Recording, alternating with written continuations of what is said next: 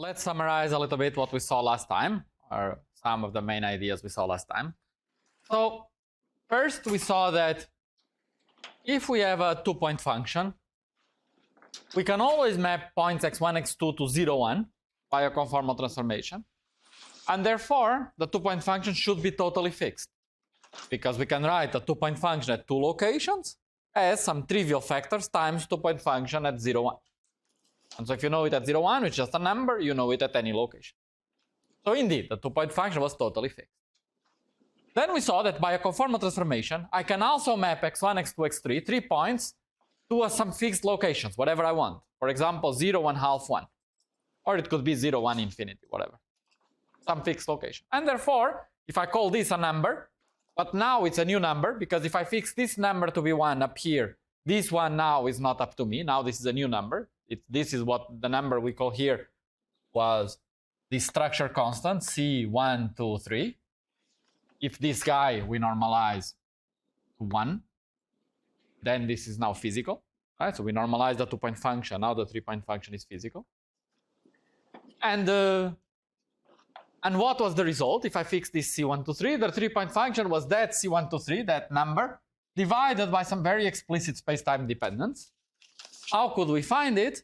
By just working out the omegas, the local dilatations, that you generate by doing the map from these points to those points. Okay? And I just wrote here more or less the kind of ideas you need to do it. So let me just go through this. As I said, I promised I would put it here in the blackboard. I have 3 points. How do we map these 3 points to 0, 1, half, 1? I remind you, one idea is first, you put O2 at the origin, O3 somewhere in the unit disk, and O1 at infinity. Okay? So that one is very easy. It's done here. So let's see that it works. So what did I do here? So here at the first step, we do a translation so that x1 is at the origin. Then we do an inversion. Now x1 is at infinity. Right? So this stuff is sending x1 to infinity. Move it to the origin and do an inversion. So now x1 is at infinity. Then you take whatever you get and you subtract a number, which is the same thing, a constant vector, where x mu is x2. So now x2 is at the origin, indeed. So x1 is at infinity, x2 is at the origin. But where is x3? x3 is somewhere. So now you divide by a number, which is just whatever this vector is at x equal to x3. So now x3 is at the unit disk. Right? By definition, when I plug here x3, I get a vector, and I divide by the norm of the vector, so this thing is in the unit disk. So this transformation here, that I wrote here, does this job of going this way. Now, it's not the end of the story. Then I have to do a rotation to put O3 aligned, but the rotation doesn't pick any factors. After rotations, we shift. After shifting, we invert, and now we are in this. So this is half, and there is the second half. The second half is almost trivial. There is one last inversion at the end. Okay, now let's work out, for example, what would be the dilatation factors. The dilatation factor, I want to compute it for the point x3. What is it? Well, because I do this inversion, this is just a shift, doesn't matter, but this inversion, I pick this factor 1 over x squared. Here, 1 over x3 minus x1 squared. So this is from the dilatation, right? But I also make a dilatation by this factor. So I have to divide by the square root of v squared. And v squared, if you compute what it is, it's given by this. A simple computation to compute the norm of this vector, it's this, at x equal to x3. And therefore, when I multiply this, it will flip some x1, 3, and the total result is this. Okay, but this is only half. What's the other half? Well, the other half, I need omega for the second half, evaluated at a starting point, which is evaluated at x tilde half of x3. You agree? Now, x tilde half is this point. I go from this point, which is finite. And what do we do? Rotation, translations, and inversions, but always of finite points, right? It's on the unit disk, then it's at 1, then it's at 2, then you invert, it goes to 1/2, right? It's always finite points, right? So we are dealing with numbers at this point. So this is just a number. There's no dependence on positions. And so the product of this times the number is just this. I don't care about the numbers. And so this tells me that the three-point function will have this factor to the power minus delta 3. And indeed, if you go to all the factors, if you care for who is raised to the power delta 3, you would recognize precisely this exponent. And then by symmetry, you have a similar factor for x2 and x1, and that gives you the full 3-point function. Okay, so as promised, so here is it done in detail. Now, what about 4-point functions? So for 4 points, here is something I did not tell you last time. Let me tell you now. You cannot put the points at 0, 1, infinity, but you can almost do it. So let's think how. So you have 4 points. So first thing, as usual, so we shift 1 point to the origin. Now this one is at the origin. Now we invert. Now that point is at infinity. So now we have 3 finite points and one is at infinity. The one at infinity will stay at infinity. Now we make a shift such that one of them is at the origin. Now we make a rotation such that one of them is in the x-axis. Now we make a dilatation such that that one is at 1. So now we have a point at 0, a point at 1, a point at infinity, and we have x3 somewhere. Or x4, whatever. One of the points is somewhere. Now that point that is somewhere, we can first rotate it to put it in our favorite plane. Right? Because there is this axis, 0, 1, infinity, it's a line, and I can rotate under that line to put it in my favorite plane. And I'm done. Now I cannot do anything else. So what I end up with is I am in the plane, and I have 0, 1, infinity, and the point parameterized by the coordinates on the plane, x and y. Now I can't do anything more. If I try to rotate, I take this point out of 1. If I try to make a dilatation, I also take it out of 1. I cannot do anything more. Now it's done. So a 4-point function is parameterized by 2 degrees of freedom, the location on the plane. And indeed, that's what we saw. We saw that there was some trivial space dependence times a function of 2 cross ratios. So these 2 cross ratios, you can think of them as being x and y. In other words, if you plug these 4 positions in the cross ratios, you will literally relate the cross ratios to x and y. Okay? So these 2 cross ratios, these 2, is of course these 2. The last thing we saw was that if you think that you can do this path integral radially, you start with 2 points, right? And after these 2 points, when you do the path integral, you have some state. And you can evolve it to some sphere that you want. Then you get some state on some sphere, right? But now you can take that and evolve backwards. And you can go all the way to a very small circle around the origin. Right? That will define again some state, but around some very tiny circle, really close to the origin. So that there's almost no more evolution to do. I'm already at the origin. And then that state will be I can write as a linear combination of all possible states, each state being what is generated by the operator OI. And so 2 operators have the same effect. I can just replace them by an infinite sum. Okay? So this is it. This is the argument. In the one in the lecture, I often drew cylinders because I like cylinders and because for me it helps methane. But as someone came to ask me, could we do it without cylinders? We can. So this would be the argument, just arguing with radial, going back and forth.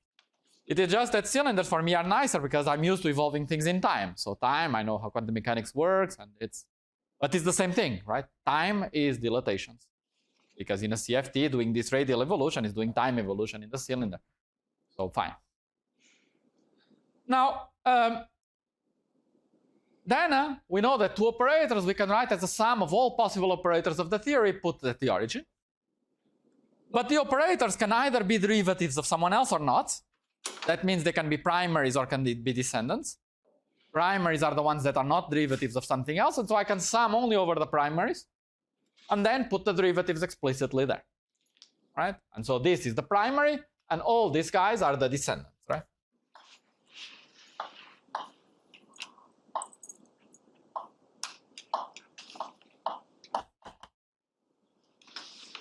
And this one here is the primary.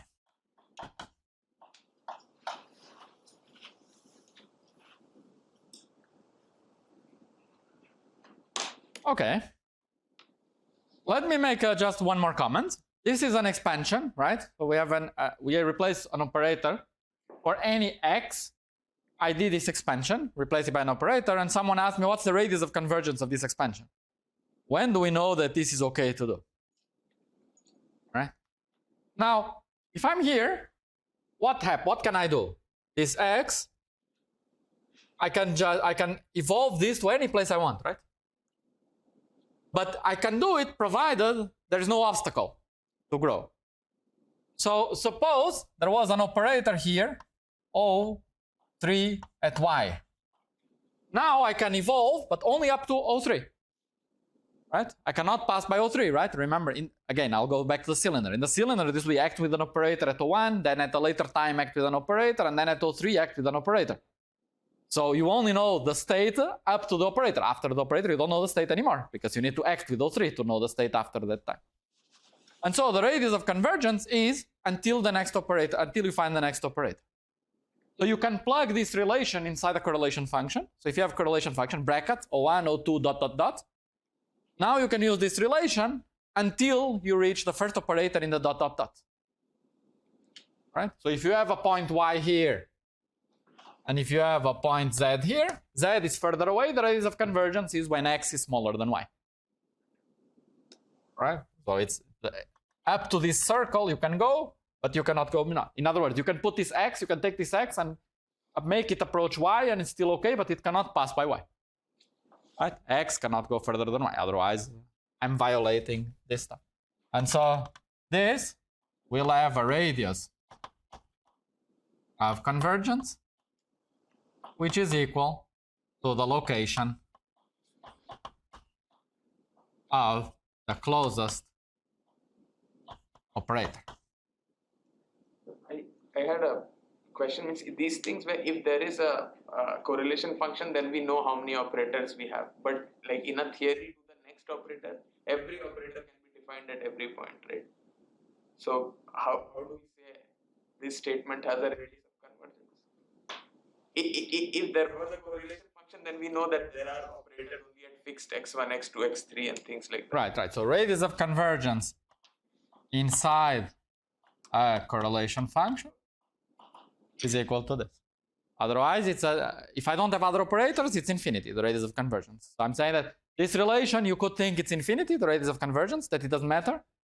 I'm just saying that be careful. If there are other operators outside, you must do it until you reach other operators. So means when we say that there are other operators outside, it means we are talking about the correlation function. Means yeah. In the theory, any operator can be defined at any place, right? There's no, means like O of x can be O of x1, O of x2. In principle, that object is defined. The operator itself. Yeah. I'm just telling you that if you see a correlation function, you could think, when I see an O1 and an O2, I will replace them by this sum. And I'm saying, be careful, you can do it if they are the closest operators. If there is an O3 in the middle between the two, you cannot do it. Then you should do the OPE between 0 and y, not 0 and x.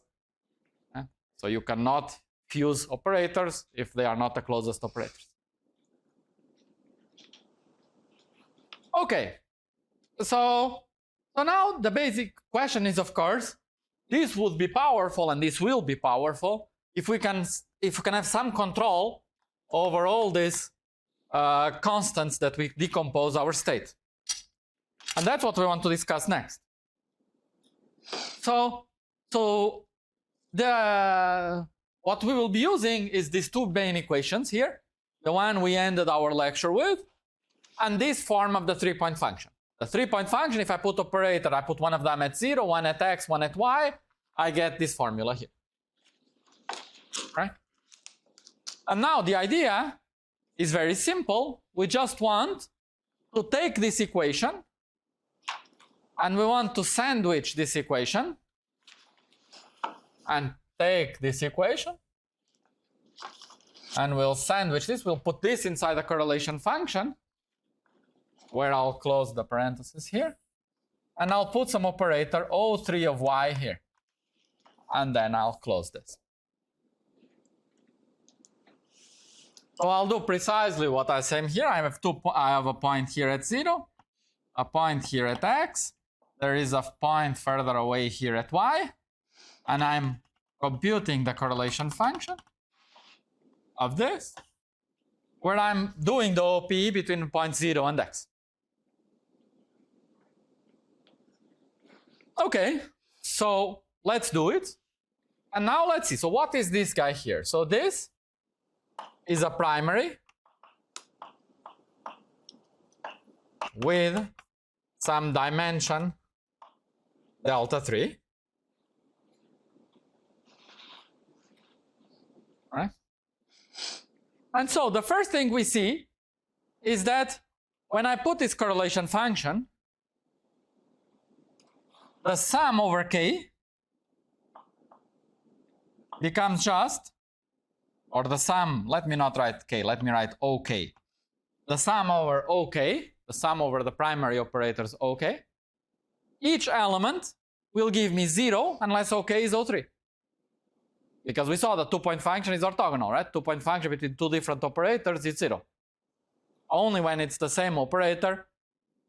And so this 3-point function becomes just this sum with some fk becomes just f for operator O3. Right? When I plug this into the sum, only k equal O3 contributes. Okay, so that's a big simplification. And so what do we get? We get that the 3-point function, O1 at 0, O2 of x, O3 of y is equal to C. I don't want to put C3. Let me do the following. Let me put, instead of 3, let me put k. Let me call k here. Then I get C, k, right? I'm just extracting the element k, just so that I'll have a 3. I'll forget 3. Ck of x, correlation function of OK at 0, OK at y. That's the first term. Plus C mu k of x, derivative with respect to mu of the correlation function OK of 0, OK of y, plus C mu 1 mu 2 k of x d mu 1 d mu 2 acting on the correlation function OK of 0, OK of y.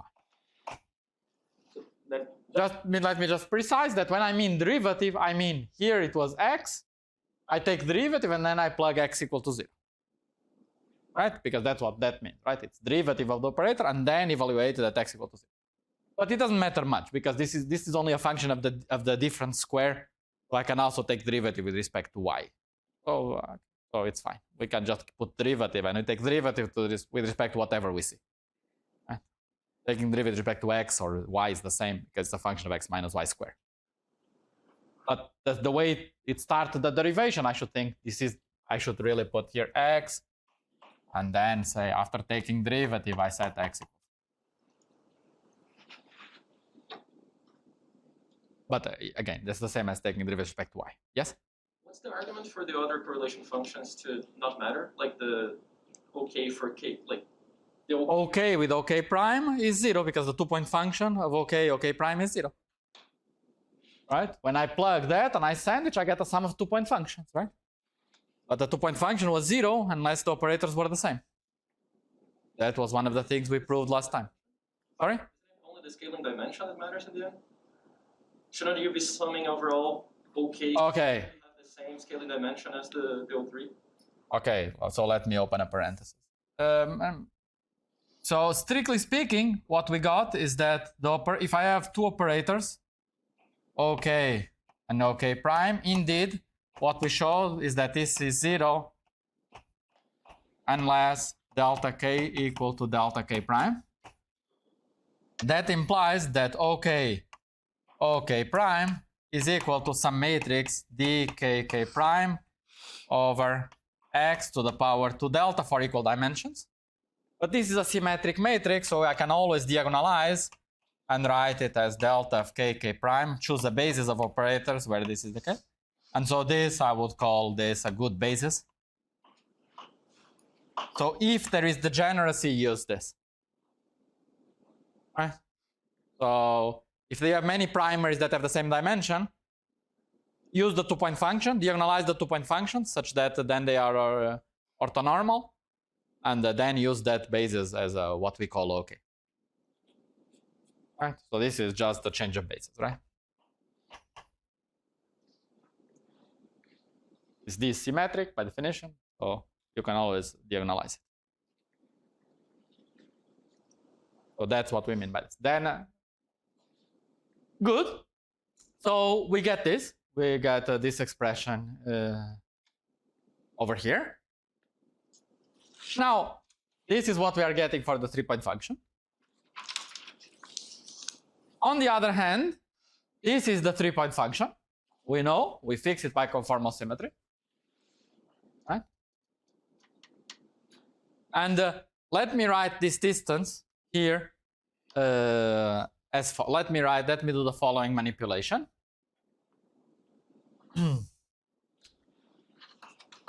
Let me take x, absolute value of x, out of this equation. Then let me see, delta 1 cancels, delta 3 cancels, and delta 2 survives. So I get C123 absolute value of x to the power delta 2, maybe 2 delta 2, right?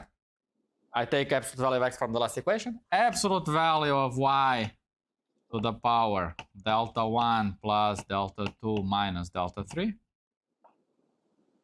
And then we have the following. Let me write, and then we can see together that we agree. Oops. No, I took out the power of delta y. Seems. That's right. Sorry, I did something else. Sorry about that. So I took out some power of delta y. So I wrote this as x I did not touch. So x to the delta 1 plus delta 2 minus delta 3. By the way, sorry. Let's change 3 to k so that we can compare the two blackboards. So where we see 3, we put k.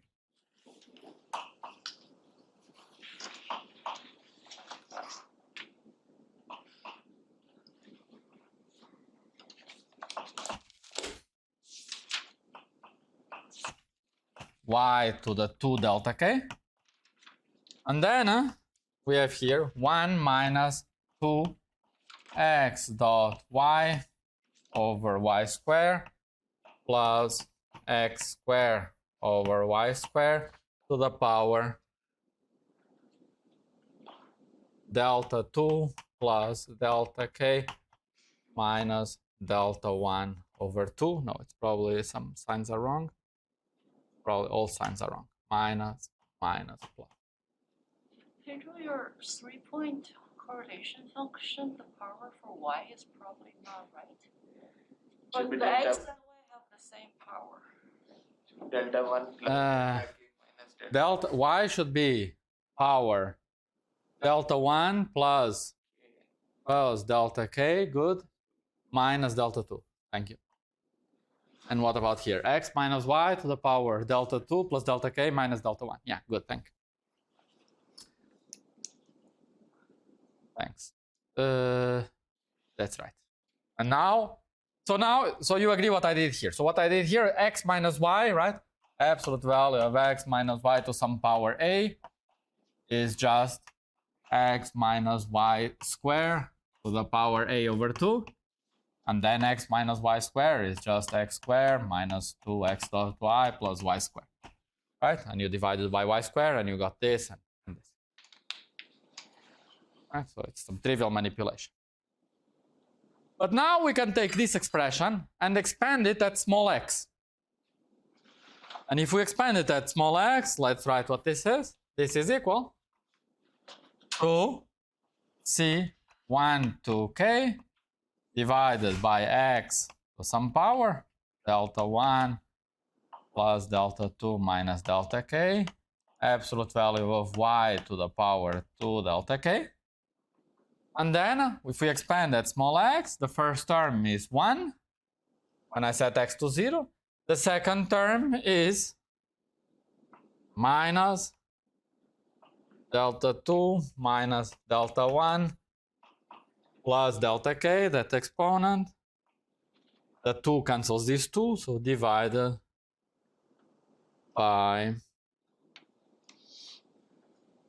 no, divided by nothing, just this.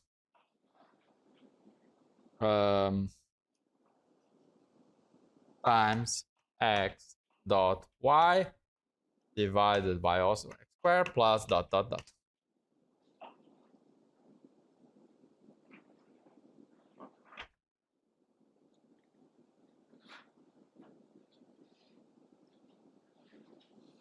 Right?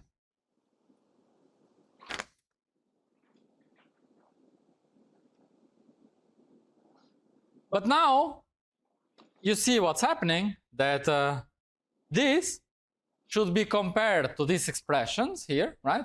Where all these propagators, this is just 1 over y to the power 2 delta k, right? This one is 1 over y to the power 2 delta k, and therefore when I take the derivative, this derivative is just y mu divided by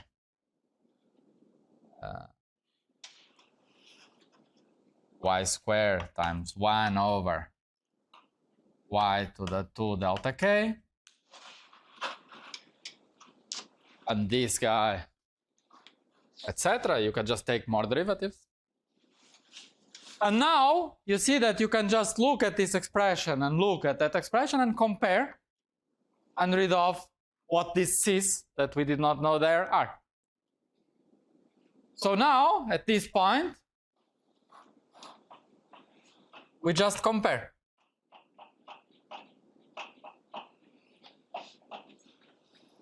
And when we compare, what do we learn? Let's write here. What's the conclusion? That should be a plus sign or something, like both the signs in the here, because you're pulling out a minus from the minus and minus. It's like if you see the sign of delta 2, overall sign of delta 2 should be positive, right? Because there is a minus in front of 2xy and the exponent is also minus. Mm-hmm.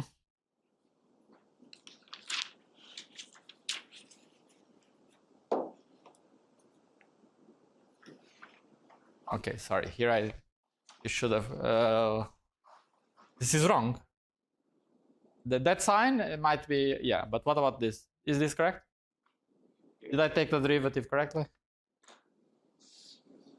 Just derivative of 1 over y to the 2 delta k. Was this correct? Okay, plus. There are at least two mistakes. There is a prefactor missing and the. So what factor is missing? Derivative of this expression. Minus 2 delta k is missing. Yeah. All right. Minus 2 delta k, right?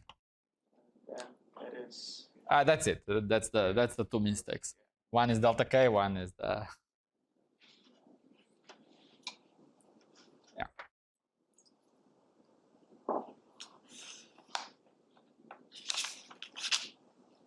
That's right. And there, the sign was wrong.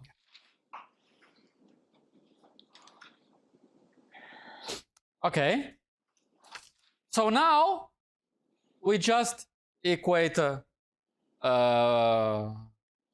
We just equate both equations, and then we see. Let's compare, and you tell me if you agree that ck of x is equal to c 1 to k divided by absolute value of x to the power delta 1 plus delta 2 minus delta k.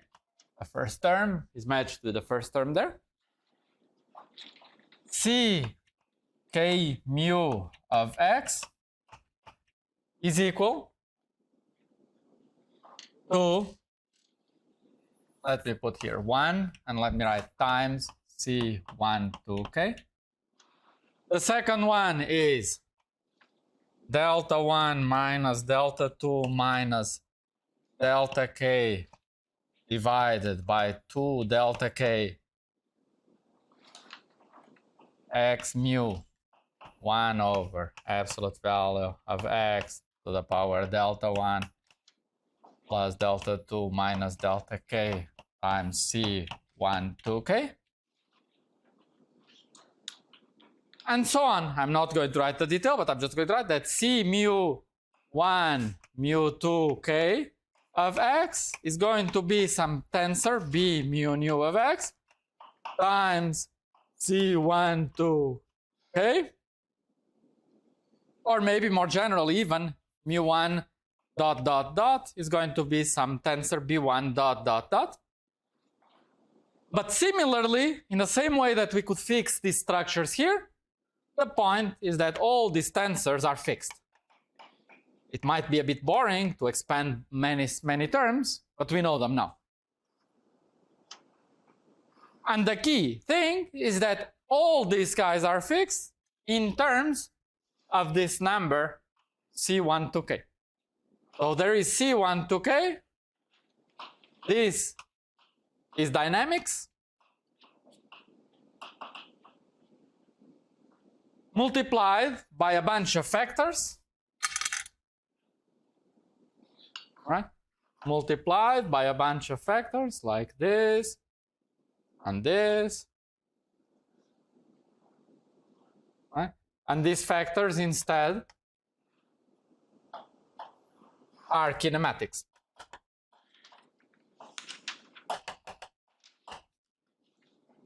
Right? So these factors are just conformal symmetry, just group theory if you want, that fixes all these factors. And the dynamics, really the strength of the interaction, is in this constant C1 to k, that it's just a number that depends, changes from theory to theory. Right?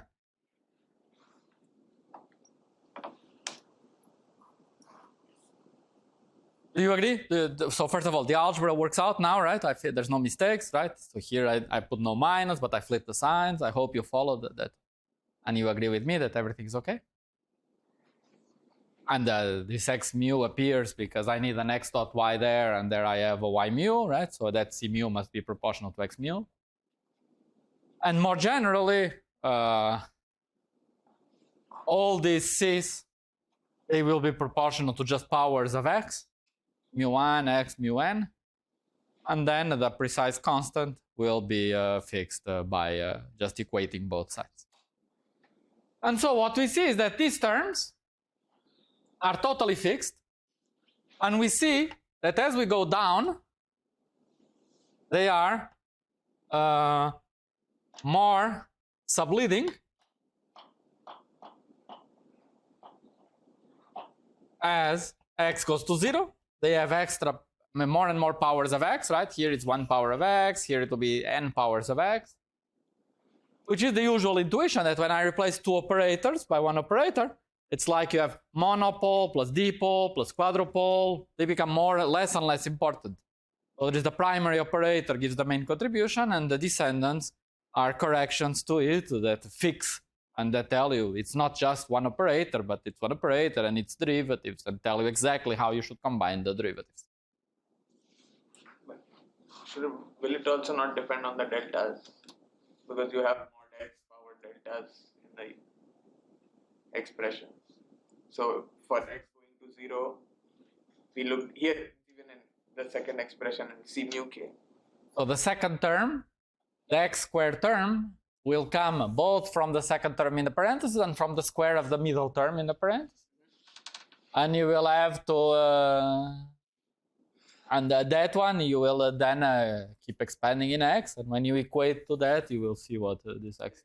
What I'm saying is this, it says the comment you made about x going to 0, there is also a mod x power delta, right? This mod x is overall. This factor is common to everyone. Oh, I see. Yeah. So then it's about these extra powers of x. This power of x appears to everyone, and it's just dimensional analysis. Okay, so again, the key punchline is that the C's are all fixed, and they are kinematics, up to a single number, which is dynamics. Now, in practice, can we find them all? Or they are fixed in principle? No, yes, you can find them all in practice. It would be a pain to find it this way. There are more clever ways of finding the Cs, but you could.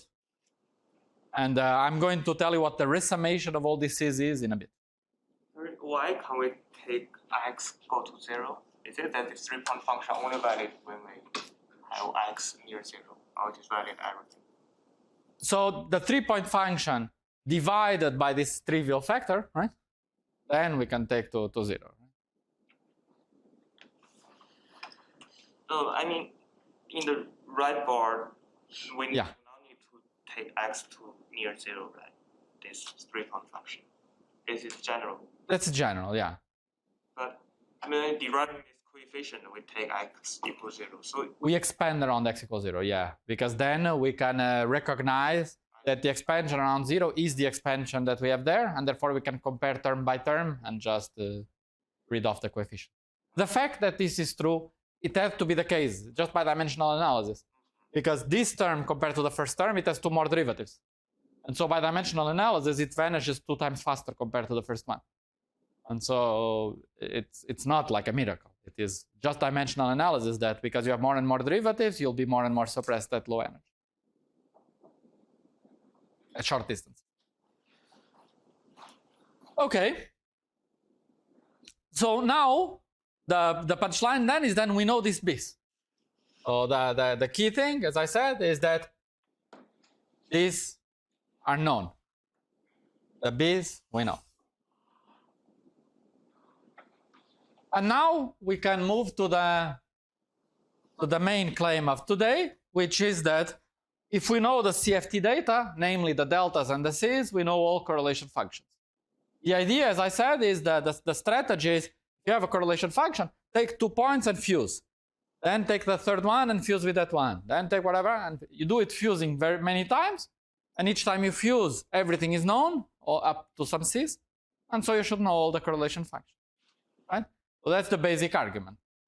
But let's see it in detail.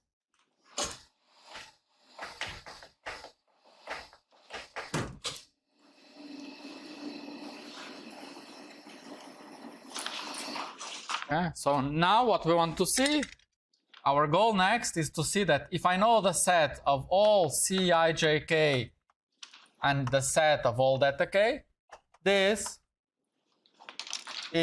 gives us all correlation functions.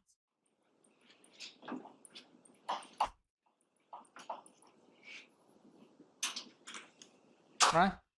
So to see it, let's do it on the 4-point function. So let's, as an example, consider the 4-point function. O1, O2, O3, O4.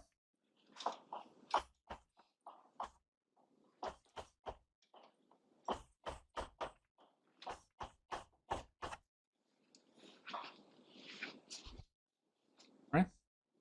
And let me write the following. Let me say that this, if I apply the OPE, let's say for the points 3 and 4, will be a sum over k, or over the primaries OK. Then there will be the following. Let's write here. There would be O1 at x1, O2 at x2 and OK at x3. Right, x3 now is the new origin. But now, what is it? What do we get here? We don't get this correlation function, right? We get these OKs, but there are all these descendants there if I use that equation. But that equation I can write like this. So let me write it. I can say that these are just this. I take derivatives d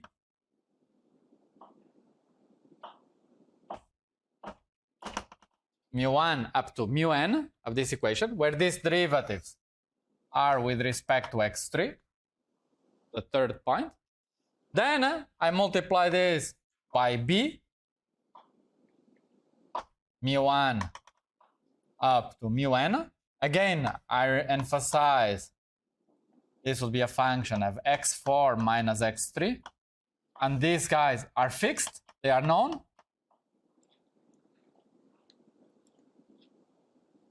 Right? Now, this 3-point function is proportional to C1 to K.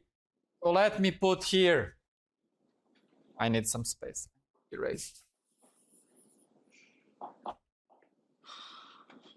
Sum over OK. Now let me put here, first this B is multiplied by some C3 for K. Then this product is what gives the Cis. And this 3-point function is proportional to C1 to K. So let me multiply and divide by C1 to K here. And here we have a sum over n from 0 to infinity. And then I put a parenthesis, because I want. Okay? Now, notice that these parentheses here is just kinematics, right? Everything here is fixed. The b's we just fixed. The 3-point function divided by the structure constant is just 1 divided by x by a bunch of powers, so it's fixed. And so we took out the 3-point functions completely from this picture. They are here. Right? And so we really separated kinematics from the dynamics here. And so this function is a function that now we could compute. I just need to make a table of these b's. I need to do this sum. And this is a function that you compute once and that's it. You store it and you know it. So this function here is what is called a function f that depends on x1 up to x4. It depends on the operator OK that you are exchanging. And this function is fixed and it's called a conformal block.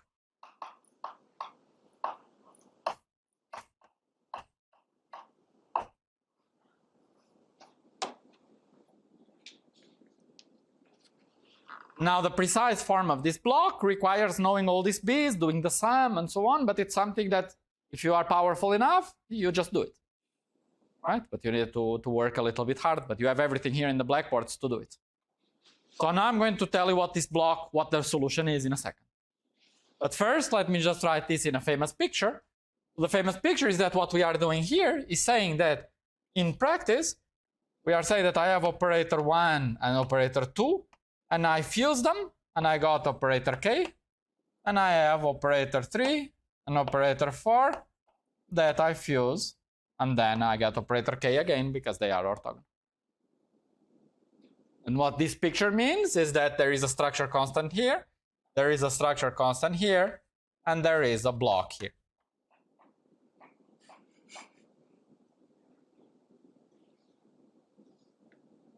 Block is fixed, it's kinematics, and C is what we need.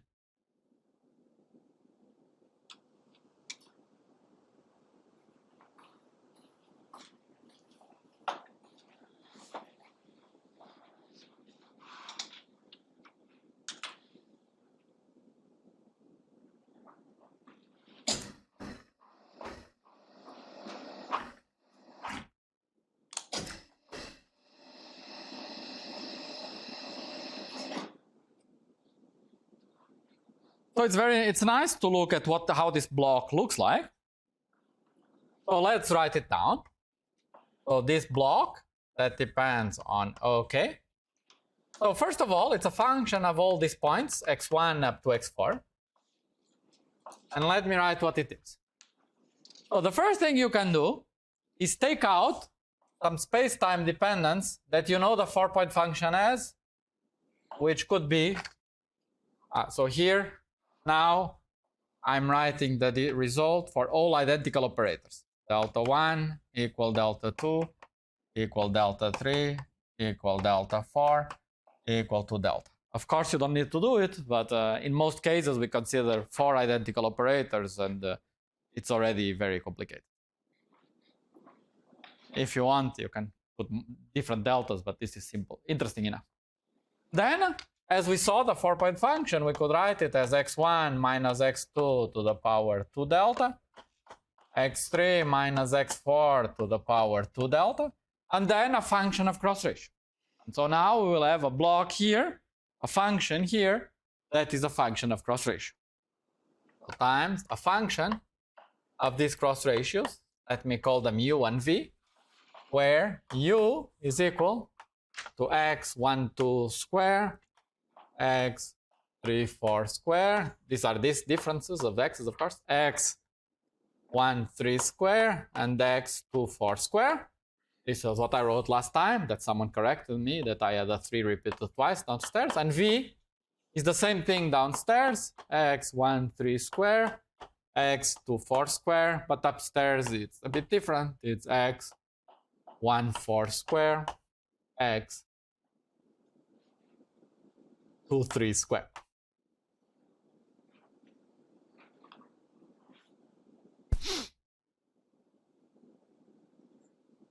Now, if you write these cross ratios and you parameterize them using this x and y that I told you here, you can ask, what are these two cross ratios if I put the points like this, because I can. And you ask, how do they look like in terms of this x and y? So then what you get, a nice parameterization, is that they become equal. This guy becomes equal to z times z bar, and this becomes equal to 1 minus z times 1 minus z bar, where z is just x plus iy, and z bar is the complex conjugate. In other words, z times z bar is the square of the distance to the origin. 1 minus z bar is the square of the distance to the point 1. Now, why am I writing this? Because u and v, parameterizing things with u and v is equivalent to z and z bar, and it turns out that this function f looks nicer in terms of z and z bar than it does in terms of u and v. So finally, what is then this function f? This function f, now we have to write what it is. It's equal. Now you see that here,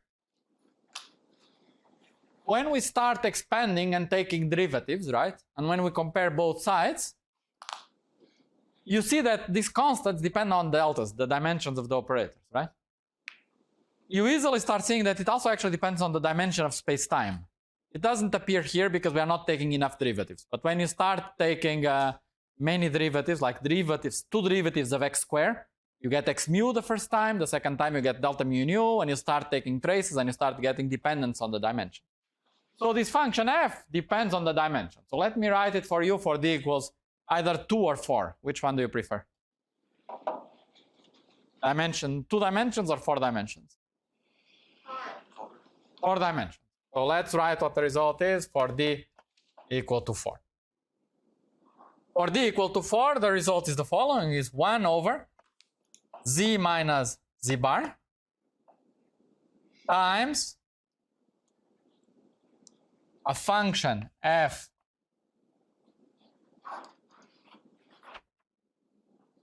okay, it's not exactly, it's z times z bar over z minus z bar, a function h that depends on the dimension of the exchanged operator, delta, k, plus, okay, let me put plus 0 and then I'll fix the 0, over 2, this function of z, h of delta k minus 0 minus 2 divided by 2 of z bar. So you see why it's important to write z and z bar, because the function wants to be a function of z and z bar. Of course, you can write z and z bar as a function of u and v, but it becomes very, very messy. Minus the same thing where you swap z and z bar. Okay, almost done. Now we just need to tell you what h is, right? So we're almost done. And now finally, where h lambda of x is an hypergeometric function f to 1 with argument lambda, lambda to lambda, and then x. Okay, so that is the result in 4 dimensions. Zeros are good. Now, why did I put some zeros there? Because delta plus 0 is 0. So let me now conclude in this remaining 5 minutes by making everything a little bit more precise and fixing those zeros. But for now, is there any question here? So this looks like a miracle. How could we do this resummation of all these constants and then get something as simple or complicated, it depends on the taste, as this, but at least as rich as this. It's very rich, right? So it's indeed tough to do it. It was like this that it was done the first time by Dolan and Osborne. So all these results, they were found, the people that found them first were Dolan and Osborne. I forgot if it was in 94 or 2004, I forgot. Oh, it was relatively recently, but and it was like this that it was found the first time, just computing many, many terms and recognizing that it's the Taylor expansion of some hypergeometric and so on. But it's not the modern way of deriving these conformal blocks. There are now more clever ways that we know. Now that we know it's some function of u and v, there are clever ways of finding some differential equation that this function should satisfy, and that would be the proper way of doing it. If you want, I can tell you a little bit more about it. But conceptually, you agree that that board fixes the function, right? So we know the function. It's just a question of working it out. Someone did, this is it. You could now expand and check many terms of the expansion that it works, and you would be convinced that it's right. You'd say, wow, I don't know how you guessed it, but it's clearly correct, right? But the function is totally fixed. Now, here, I oversimplified, and throughout these lectures, up to now, I oversimplified, which is we always thought of operators as scalars.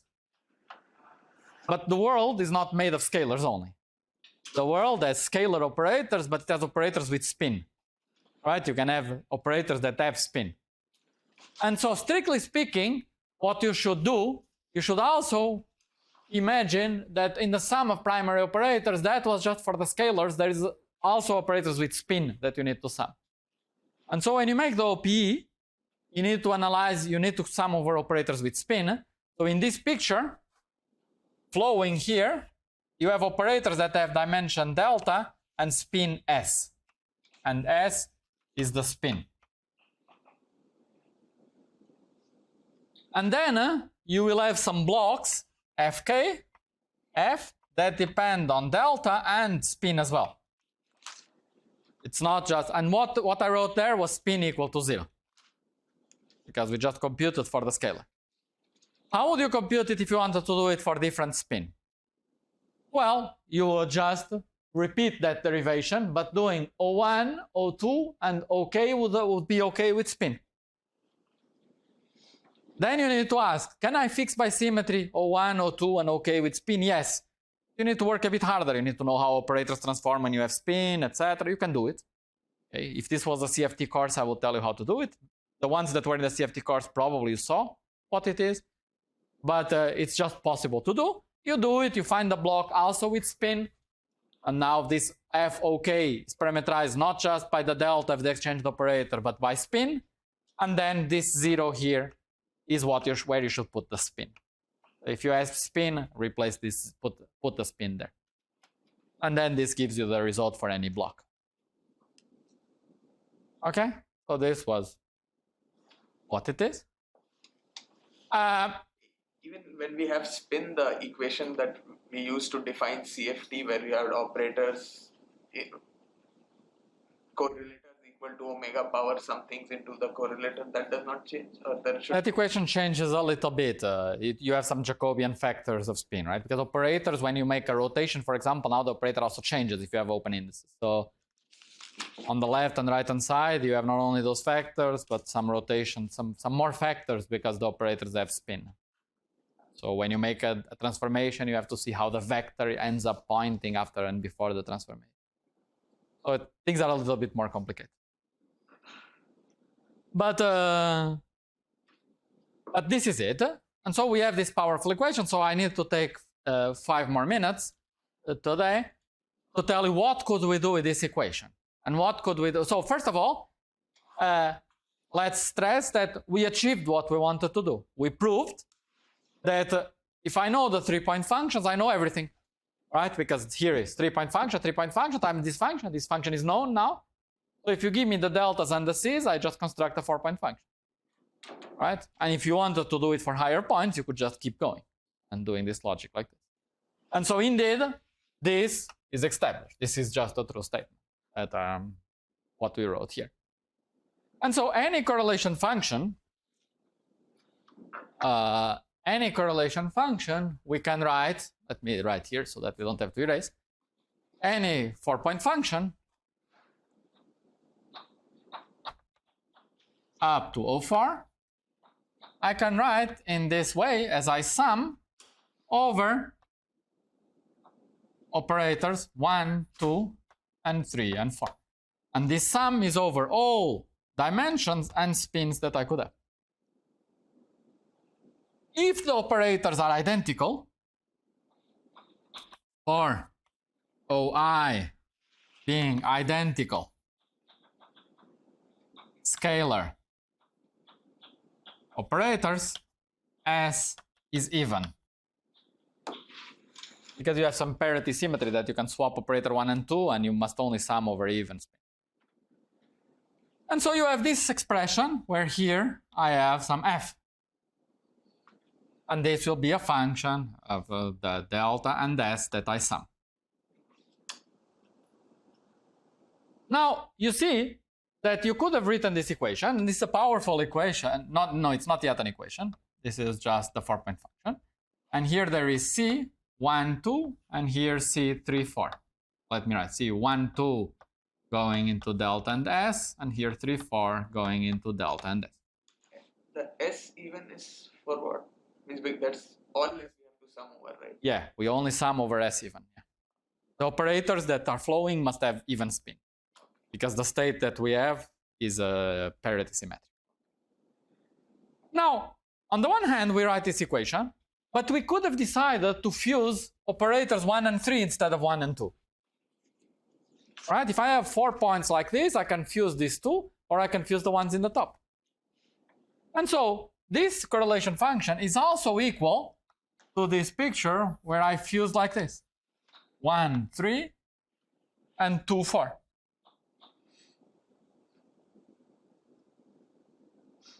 Right? Now, 1, 2, and 3, 4 is just some relabeling of these points. So it reshuffles the cross ratios when I swap the points 1 and 2. And so in practice, this implies an equation of the form that you sum over all these structure constants. See? Let's suppose all operators are identical operators, identical scalars. Then this index 1, 2, or 3, 4 is the same. So I sum over the structure constants that only depend on delta and S. I can omit the index 1, 2 because all the operators are identical. 1, 2, 3, 4, 1, 3, it doesn't matter. I have the square of them because they're all identical. So now instead of c times c, I have c squared. Times the conformal block with some argument z and z bar is equal to the same sum of c squared delta and s with some conformal block with some different argument that could be something 1 minus z, 1 minus z bar. I'm being a bit schematic, not complete. And this change, this is what you get if you just swap the points. You just swap the points 1 with point 2 with point 3. That's equivalent to swapping z to 1 minus z. Because remember this z, there is this, right? If you swap 1 minus z with z, you are swapping u and v. And u and v swapping is what you get if you swap operator 2 and 3, hopefully.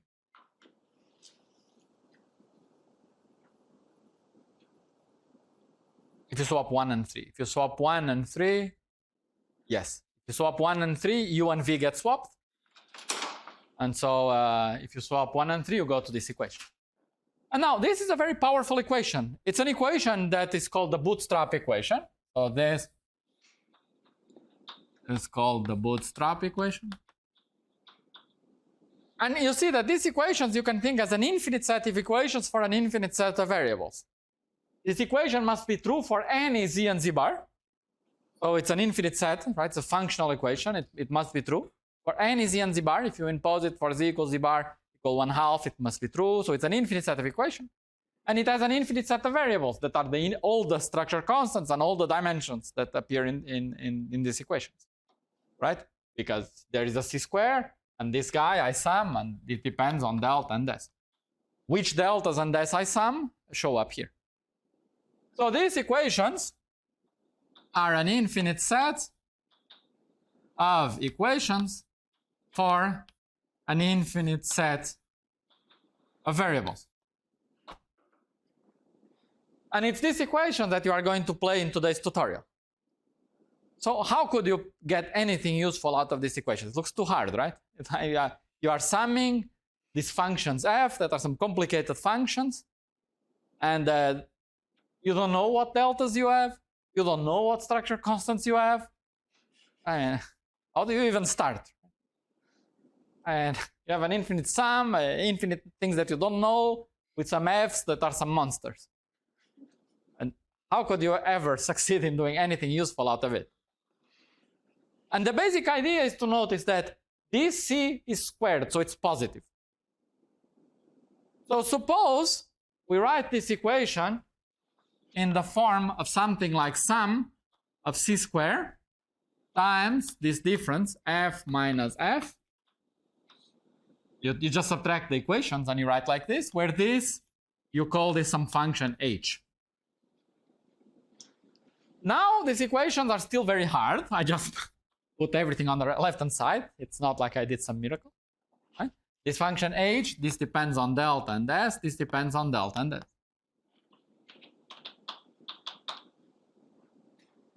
Now what we could do is apply linear functionals to this equation. If this equation is true, I apply some linear functional to it, and 0, I apply some linear functional to 0, it's equal to 0. And so I have the same equation if I apply some linear functional to this h. Right? Any linear functional. Now, suppose you find a linear functional that acts on h and gives a positive number. Then it's impossible. This equation is impossible to satisfy. Because you cannot add up positive things times this and get 0. Right? So now we started with some equations that was totally hopeless. And now we are translating things into, can we find functionals that are positive? So if there exists a functional such that L acting on H is positive, then this equation has no solutions because C squared is positive. So the idea is you start with say, let's suppose I have some CFT with some deltas and with some deltas. If for that CFT this is true, then this would be impossible to solve. In other words, that CFT cannot exist. So in this way, you can start ruling out CFTs. You can start asking, could I have a CFT with this spectrum? And the answer is, if you can find this, no. Right? And so you can start excluding spaces of conformal field theories and narrowing down where could CFTs be. And playing with these functionals and exploring the consequences of this is the subject of today's tutorial. Yeah. Okay. Thank you. Sorry for going over time. Sorry, Davide.